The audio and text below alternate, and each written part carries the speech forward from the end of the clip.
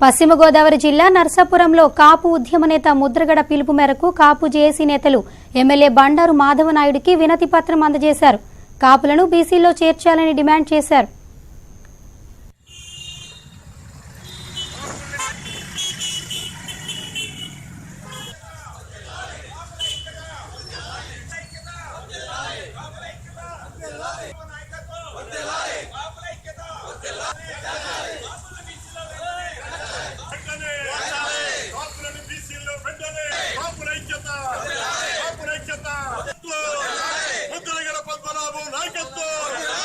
పెద్దలందరూ కూడా కాపు పెద్దలందరూ కూడా నాయకులందరూ కూడా వేళ వచ్చి ఈ యొక్క కాపులు బీసీలో చేర్చాలని, అదేవిధంగా ఏదైతే 1000 కోట్ల బడ్జెట్ మన గౌరవ ముఖ్యమంత్రి గారు నారా చంద్రబాబు నాయుడు గారు కాపు కార్పొరేషన్ పెట్టి ఏదైతే కేటాయిస్తున్నారో అదంతా కూడా సక్రమంగా వినియోగం చేయాలని చెప్పేసి రిప్రజెంటేషన్ ఇవ్వడం జరిగింది.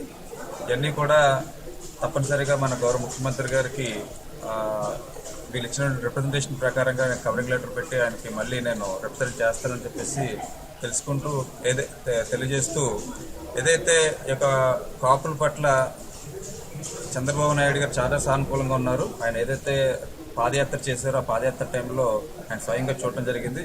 కాపులు చాలా మంది పేదరికంలో ఉన్నటువంటి వాళ్ళు ఉండటం, వాళ్ళంతా కూడా ఆర్థికంగా చాలా ఇబ్బందులు పడటం, తద్వారా ఓసీలు ఉండటం వల్ల వాళ్ళకి ఉద్యోగాలు కానివ్వండి, లేదంటే వేరే ఆర్థికంగా వాళ్ళకి వెనకబాటుతనం ఉండటం వల్ల చాలా ఇబ్బందులు ఉన్నారనే విషయాన్ని గమనించడం ద్వారా ఆయన కాపులు బీసీలో చేస్తామని చెప్పేసి ఆయన మాట ఇవ్వడం జరిగింది.